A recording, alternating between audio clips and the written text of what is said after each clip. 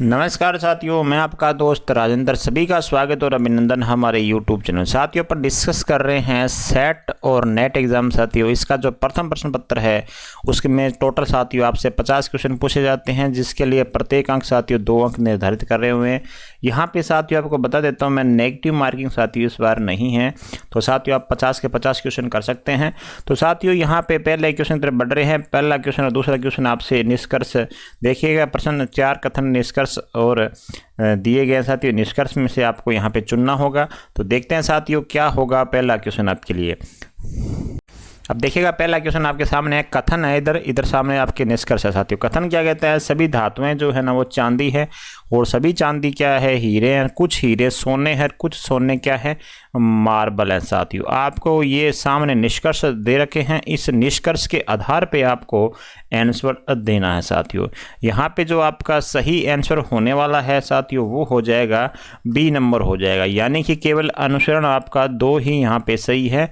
आपका 2 अनुसरण जो सभी धातुएं जो है हीरे हैं साथियों, इसको आप गोल चकेरे के अंदर करके साथियों इस क्वेश्चन को हल कर सकते हैं। तो यहाँ पे आंसर आपका बी नंबर होगा राइट। साथियों आप कॉपी और पेन लेके बैठिएगा शुरू से ही साथियों, तो ये क्वेश्चन आप आसानी से कर पाएंगे। नेक्स्ट क्वेश्चन देखिएगा। तो यहाँ पे साथियों आपका आंसर सही होगा वो होगा बी नंबर हो जाएगा। साथियों देखिएगा सभी धातुएं जो हैं, क्या ये जैसे धातु है ये सभी धातुएं क्या है, चांदी हो जाएंगी, ठीक है ना। अब सभी जो चांदी हैं वो क्या है, सारे हीरे हो जाएंगे। तो अपन ये बोल सकते हैं सभी आज की जो धातुएं हैं वो सभी चांदी हैं। तो ये सत्य है साथियों, सभी जो धातुएं हैं वो हीरे बोल सकते हैं साथियों, कोई दिक्कत नहीं है। जो सभी जो धातुएं हैं वो हीरे हैं साथियों। ये जैसे बीच में धातु है उसके बाहर पर ये चांदी है, चांदी के बाहर क्या हो जाएंगे, हीरे हो जाएंगे साथियों। तो ये इसके अंडर में ही फॉलो हो रहा है साथियों। तो आपका ये सेकंड जो अनुसरण है वो सही हो जाएगा आपका। नेक्स्ट क्वेश्चन देखिएगा। नेक्स्ट क्वेश्चन है, कथन दे रखा है आपके सामने, कुछ कालीन किताबें हैं, सभी किताबें पेन हैं, कुछ पेन कार्टून हैं और सभी कार्टून नोटबुक हैं। तो निष्कर्ष कौन सा सही होगा यहाँ पे? जो आपका जो निष्कर्ष सही होगा साथियों वो होगा बिल्कुल यहाँ पे केवल 3 और 4 अनुसरण करते हैं, यानी कि कुछ पेन कालीन है और कुछ नोटबुक पेन है साथियों। तो आपका ये 2 ही काम कर रहे हैं, यहाँ पे सी नंबर ऑप्शन आपका सही हो जाएगा। तीसरा प्रश्न है, शिक्षा का तात्पर्य है व्यक्तिगत रूप में कुछ आत्मीय विकास, अपने अंदर से आना या सूझना या आवश्यकता या ग्राह्यता। साथियों शिक्षा का तात्पर्य बताना है व्यक्तिगत रूप में, तो यहाँ पे जो आपका राइट आंसर होगा वो होगा बी नंबर, अपने अंदर से आना या सूझना। साथियों बी नंबर आंसर आपका सही होगा। नेक्स्ट क्वेश्चन देखो, 4 नंबर क्वेश्चन आपके स्क्रीन के ऊपर है, खोज त्रुटि शिक्षा आदमी और पशुओं में अलग होता है, इसका मुख्य कारण है कि आदमी ज़्यादातर निर्भरता की योजना बनाता है। साथियों निर्भरता की योजना बनाता है। इस क्वेश्चन का जो राइट आंसर होगा वो होगा सांकेतिक व्यवहार, कुशलता या परिचालन पे। साथियों आगे देखिएगा, शिक्षण को वास्तविक रूप से पेशा बनाने के लिए विवेचित कार्य की आवश्यकता होती है। तो यहाँ पे आंसर क्या होगा आपका? तो यहाँ पे आंसर होगा उत्तम वेतनमान के। साथियों उत्तम वेतनमान यहाँ पे आपका राइट आंसर होगा। नेक्स्ट क्वेश्चन देखिएगा। नेक्स्ट क्वेश्चन आपके 6 नंबर क्वेश्चन आपके स्क्रीन के ऊपर है, भाषा की उत्तम विचार शक्ति का रूप है। साथियों भाषा की उत्तम विचार शक्ति का रूप है, तो कौन सा रूप हो जाएगा? ये हो जाएगा सूची पत्र बनाने के अनुभव के लिए नामन पद्धति। साथियों नाम पद्धति हो जाएगा आपका बी नंबर आंसर सही। शोध पेपर कहाँ पर प्रचुर मात्रा में आमतौर पर प्रस्तुत किए जाते हैं? बताइएगा जो शोध पेपर होते हैं वो कहाँ पर प्रचुर मात्रा में आम तौर पर प्रस्तुत किए जाते हैं? बताइएगा 7 नंबर क्वेश्चन का आंसर क्या होगा? तो यहाँ होगा साथियों इनमें से कोई भी नहीं है। जो शोध पत्र होते हैं साथियों विचार गोष्ठी के लिए भी नहीं है, सम्मेलन के लिए नहीं, पत्रिका और अखबारों के लिए नहीं होता साथियों। इनमें से कोई नहीं इसका राइट आंसर होगा। आगे देखिएगा नेक्स्ट क्वेश्चन। नेक्स्ट क्वेश्चन आपके, शोध जो कागजात को शोध लेखों से अधिक महत्व देने का कारण क्या? साथियों जो शोध कागजात होते हैं उनको शोध लेखों से अधिक महत्व देने का कारण क्या है? उसका साथियों कारण ये है कि शोध जो कागजात होते हैं उसमें सांख्यिकी समाविष्ट होती है। शोध कागजात में आंकड़ों पर निर्भर होते हैं, यानी कि आपका उपयुक्त दोनों सही हो जाएंगे। सी नंबर आंसर सही होगा। औचित्य का तात्पर्य क्या है? औचित्य का, तो औचित्य का जो तात्पर्य है शोध की उपयुक्ता हो जाएगा। साथियों क्या हो जाएगा? शोध की उपयुक्ता, यानी कि 1 नंबर आंसर आपका सही होगा। नेक्स्ट क्वेश्चन देखिएगा आपके सामने है, जिन आधारों पे परिकल्पनाएं गठित होती है वे है। साथियों जिन आधारों पे परिकल्पनाएं गठित होती हैं उन वो कौन से हो जाएंगे? तो यहाँ आंसर आपका सही होगा 1 नंबर, किसी देश की सांस्कृतिक पृष्ठभूमि। साथियों किसी देश की सांस्कृतिक पृष्ठभूमि आपका आंसर 1 नंबर सही होगा। नेक्स्ट क्वेश्चन है 11 नंबर क्वेश्चन आपके सामने, विचार गोष्ठी के लक्षण क्या हैं।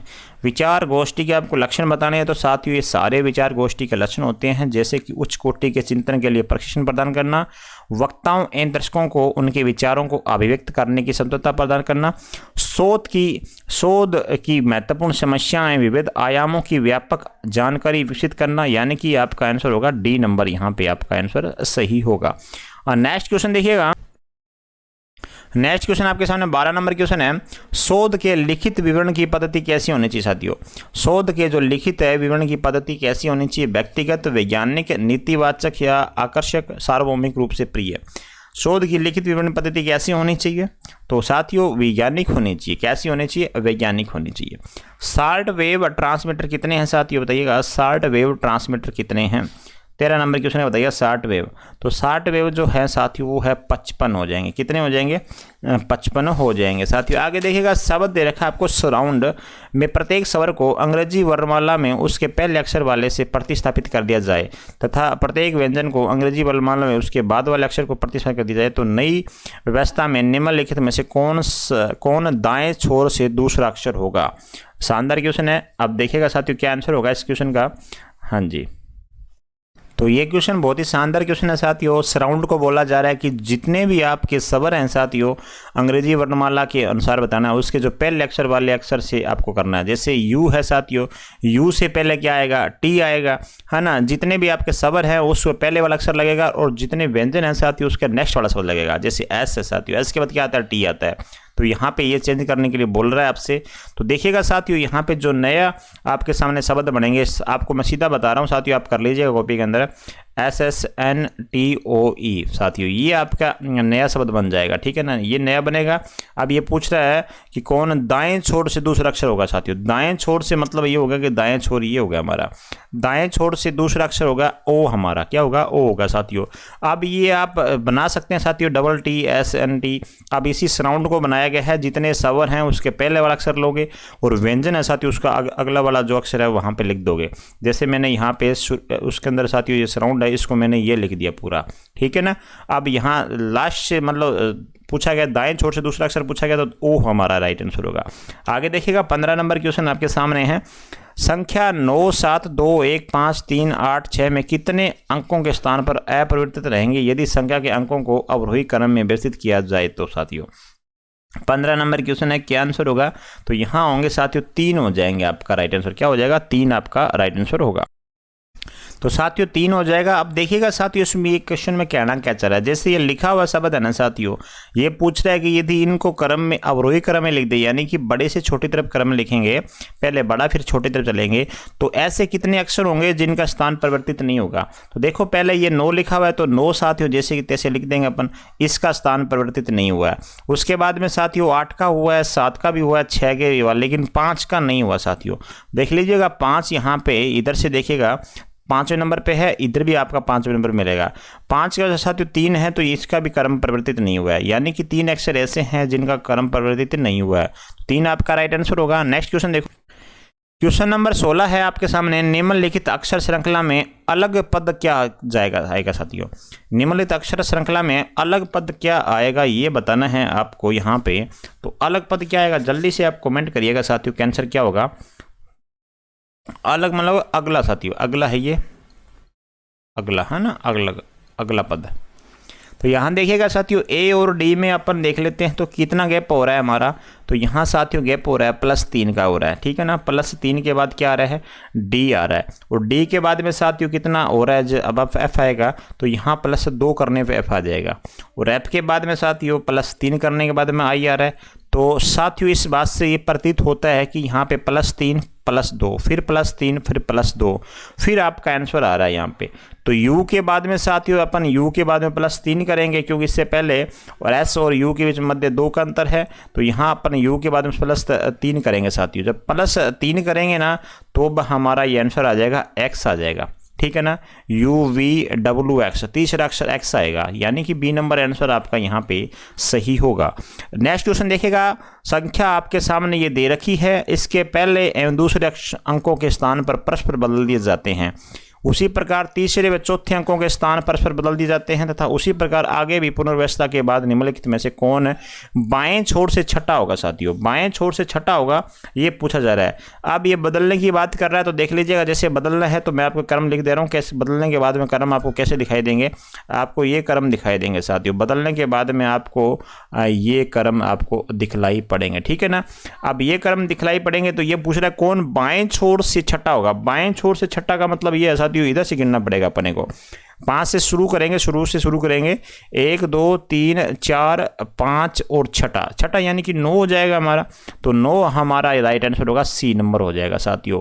जैसे ये बोल रहा है कि बदलने के लिए आपस में बोल रहा है साथियों, तो देखिएगा पहला दूसरा स्थान मतलब हमने 5, यहाँ 4 5 लिखा हुआ था, हमने 5 4 कर दिया साथियों, इसका दोनों बदला। फिर दूसरे का हमने बदला 3 7 कर दिया, फिर 8 9 का, ऐसे करके हमने आगे भी बदलते रहना है। तो आगे देखिएगा यहाँ नेक्स्ट क्वेश्चन है, भारत में दूरदर्शन का प्रसारण कब हुआ था साथियों। भारत में दूरदर्शन का जो प्रसारण है वो कब हुआ है, आपसे ये पूछ रहा है क्वेश्चन के अंदर। तो दूरदर्शन का जो प्रसारण हुआ साथियों 1959 में हुआ था। कब हुआ था, 1959 के अंदर। नेक्स्ट क्वेश्चन देखो, अब आपके सामने साथियों ये क्वेश्चन दे रखा है, 19 से जो 24 क्वेश्चन होंगे आपके वो इस पैराग्राफ से होंगे साथियों। इस पैराग्राफ को आप पढ़ लीजिएगा, मैं स्क्रॉल डाउन कर रहा हूँ नीचे धीरे धीरे, तो आप इसको पूरा पढ़ लीजिएगा साथियों। पढ़ने के बाद में अपन चलते हैं नेक्स्ट पेज के ऊपर।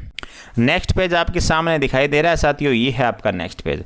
अब मैं आप पढ़ लिया होगा तो अभी मैं 19 नंबर क्वेश्चन की तरफ बात कर लेता हूं। 19 नंबर क्वेश्चन साथियों क्या कहता है, निम्नलिखित में से लेखक किस में विश्वास रखता है। लेखक पूछा जा रहा है किस में विश्वास रखता है साथियों। तो लेखक विश्वास रखता है ऐसे व्यक्ति के लिए आदर जिसकी अपनी स्वतंत्र सोच है, यानी कि सी नंबर आंसर आपका यहाँ सही होगा। नेक्स्ट क्वेश्चन देखिएगा आपके सामने 20 नंबर क्वेश्चन है साथियों, उपयुक्त नाव में कौन व्यक्ति रह सकते हैं साथियों। उपयुक्त नाव में कौन व्यक्ति रह सकता है, यदि आपने पैराग्राफ अच्छे से पढ़ा है तो आप इस क्वेश्चन का आंसर दे पाएंगे। तो सभी समुदाय और जातियों के लोग साथियों, सभी समुदाय और जातियों के लोग रह सकते हैं। 21 नंबर क्वेश्चन क्या कहता है, वे लोग जो नाव में सवार हैं और कमांडर की शक्तियों का निरादर करते हैं साथियों। तो बताइएगा क्या आंसर होगा। तो यहाँ आंसर होगा सबसे अच्छा है इस निर्णय कमांडर पर छोड़ देना चाहिए साथियों। डी नंबर आंसर आपका राइट होगा।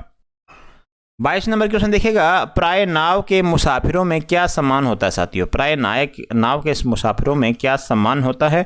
तो यहाँ होगा बी नंबर, उनमें से हर कोई अपने धर्म का अनुसरण करता है साथियों। तो बी नंबर आंसर आपका सही होगा पैराग्राफ के अनुसार। फिर आपके सामने 2 क्वेश्चन जो बचे हुए थे उनके लिए फिर छोटा सा पैराग्राफ दे रखा है, आप इस पैराग्राफ को अच्छे से पढ़ लीजिएगा साथियों। अब इस पैराग्राफ यदि आपने पढ़ लिया तो अपन बात करते हैं जो इसके नीचे जो क्वेश्चन है साथियों, अब उसकी चर्चा कर लेते हैं। नेक्स्ट पेज भी साथियों थोड़ा सा ये पैराग्राफ दे रखा है आपके सामने।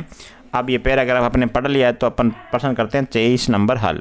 यह अनुच्छेद मुख्यतः साथियों, यह अनुच्छेद मुख्यतः क्या कहता है साथियों। अनुच्छेद मुख्यतः, हाँ जी, यह अनुच्छेद तकनीक जिसमें हमारे जीवन और विश्वासों के निर्माण में योगदान दिया है साथियों। डी नंबर आंसर आपका यहाँ सही होगा।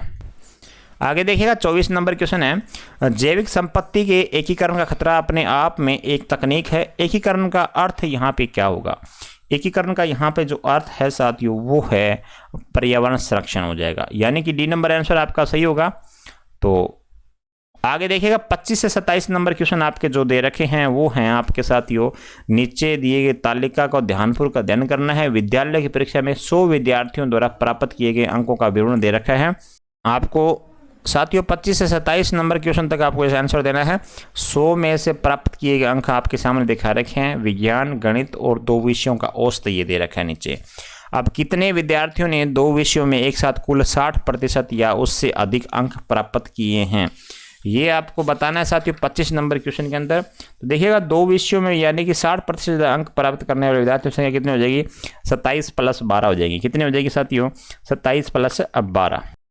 तो यहाँ देखिएगा 27, देखिएगा साथियों यहाँ पे कितने विद्यार्थियों ने 2 विषयों के में एक साथ कुल 60% से साथियों, तो 2 विषय यही हो गया नीचे वाला।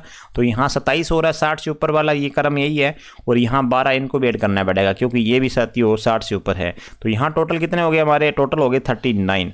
तो यहाँ आंसर क्या होगा हमारा, डी नंबर होगा।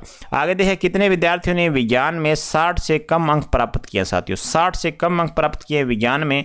तो यहाँ 36 16 प्लस 11 जोड़ना पड़ेगा साथियों। 36 16 11 जोड़ेंगे तब हमारा आंसर होगा साथियों 63 होगा। क्या होगा? 63 हो जाएगा। यानी कि आपको डी नंबर आंसर यहाँ पे सही करना होगा। नेक्स्ट क्वेश्चन देखो, आगे देखिएगा आपके सामने है, परीक्षा में पास होने के लिए यदि प्रत्येक विषय में न्यूनतम 40% अंक प्राप्त होना अनिवार्य है तो कितने विद्यार्थी पास होंगे साथियों?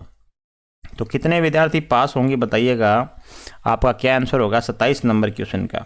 तो साथियों यहाँ पे आपका ये आंसर होगा सही, कौन सा कि निर्धारित नहीं किया जा सकता साथियों। यहाँ पे डी नंबर आंसर आपका सही होगा, तो अपना डी नंबर आंसर अपना सही कर लीजिएगा साथियों। आगे देखिएगा नेक्स्ट क्वेश्चन आपके सामने, आगे आपके सामने है 28 और 29 नंबर क्वेश्चन है।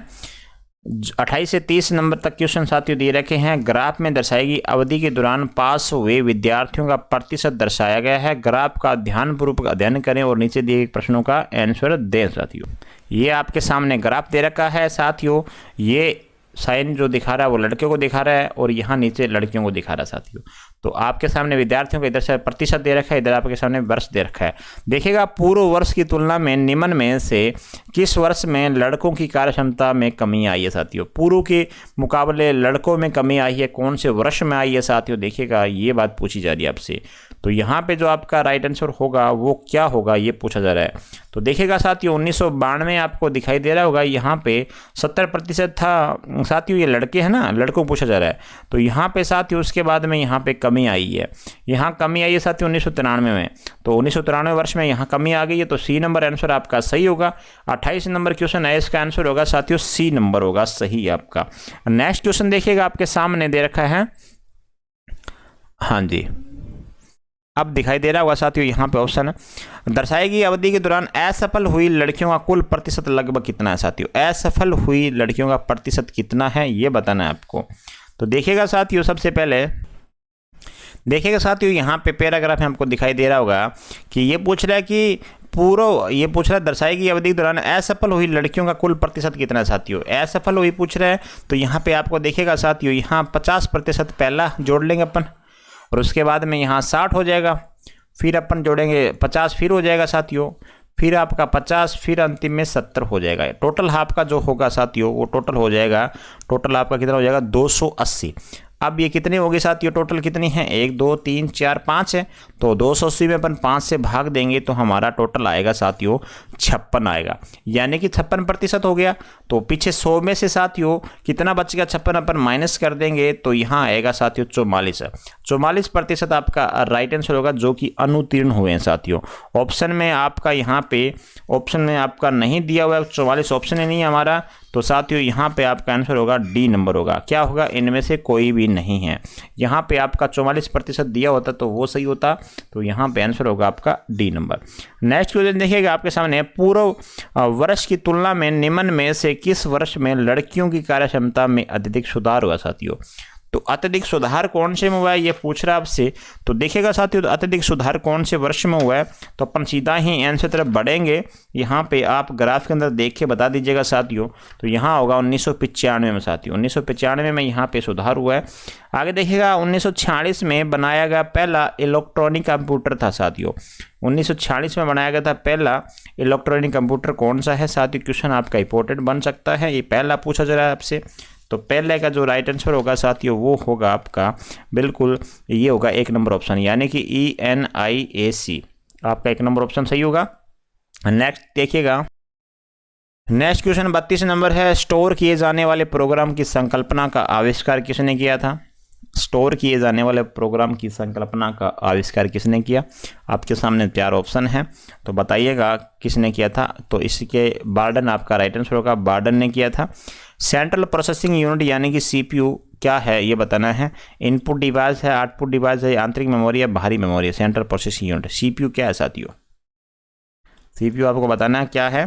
तो CPU क्या हो जाएगा? बिल्कुल यहाँ पे आंतरिक मेमोरी हो जाएगी। क्या हो जाएगी? आंतरिक मेमोरी। आगे देखिए 34 नंबर क्वेश्चन है, अर्थमेट्रिक एवं लॉजिक यूनिक यानी कि ALU करती है साथियों, क्या करती है बताइएगा। तो ये करती है साथियों सिर्फ अंकगणितीय संचालकों को और सिर्फ तर्कपूर्ण संचालकों को, दोनों करती है। तो यहाँ पे सी नंबर आंसर आपका सही होगा। शिक्षा में सूचना एवं संप्रेषण तकनीक की जरूरत है, बताइएगा साथियों। शिक्षा में सूचना एवं संप्रेषण तकनीक की जरूरत है, किस में है? तो यहाँ पे जो आपका राइट आंसर होगा वो होगा साथियों शिक्षा की मांग को पूरा करने के लिए, शिक्षा को ज़्यादा रुचिकर तर्कपूर्ण बनाने के लिए और निर्देश के विभिन्न माध्यमों को सहयोग प्रदान करने के लिए। यानी कि आंसर आपका डी नंबर यहाँ सही होगा।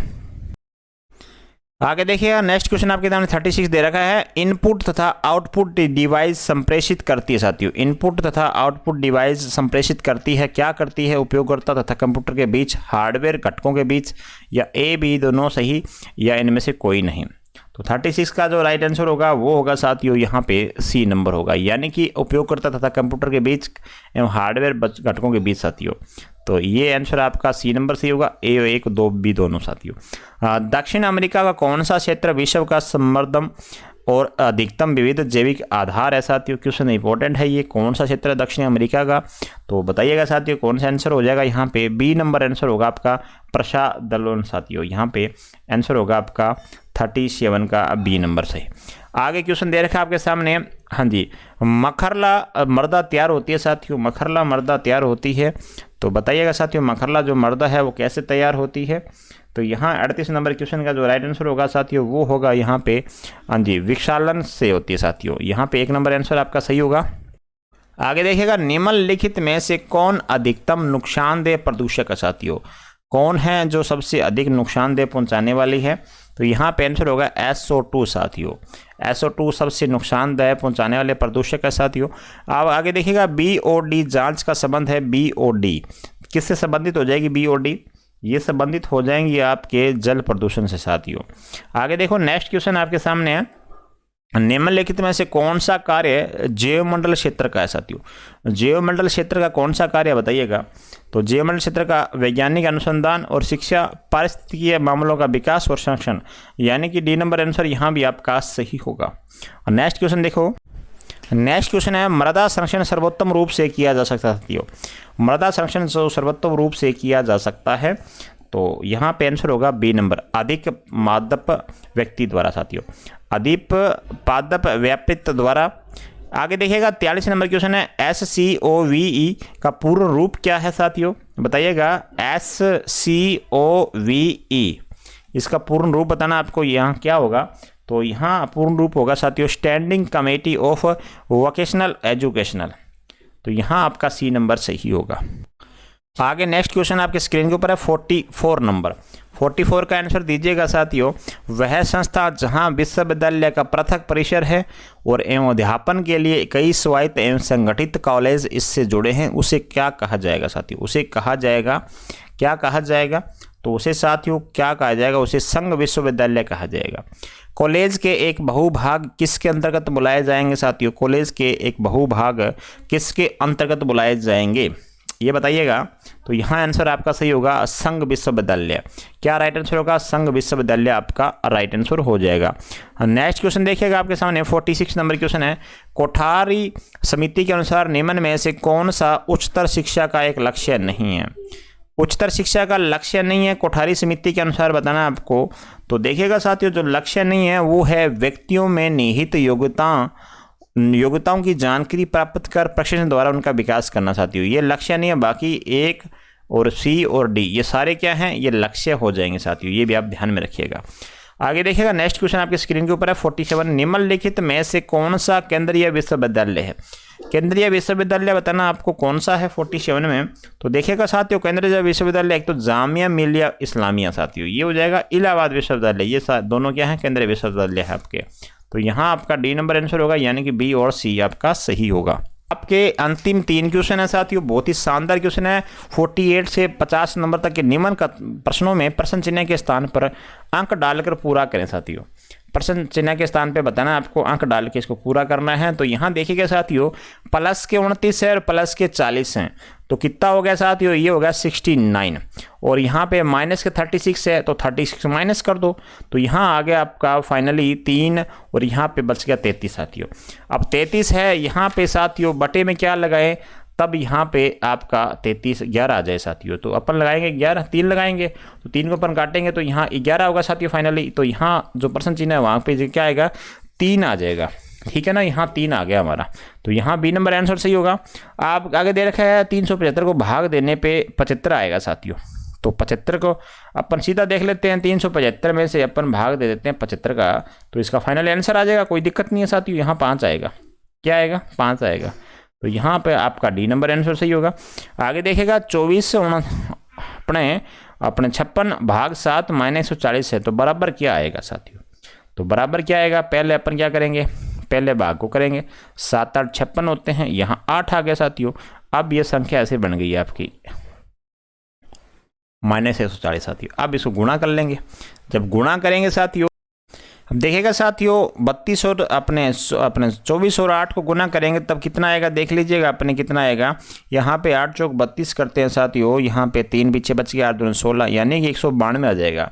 192 में 140 हमने माइनस करना है, तो टोटल पीछे कितना रहेगा? 52 रह जाएगा। तो यहाँ पे 52 हमारा राइट आंसर होगा, बी नंबर आंसर होगा साथियों आपका राइट। तो ये क्वेश्चन थोड़े सरल थे, सारे क्वेश्चन हार्ड नहीं पूछे जाते हैं, कुछ क्वेश्चन सरल भी आते हैं साथियों। तो ये क्लास कैसी लगी आप मुझे बताइएगा कॉमेंट बॉक्स के अंदर साथियों। तो सभी साथियों को धन्यवाद अंत तक देखने के लिए, थैंक यू सो मच।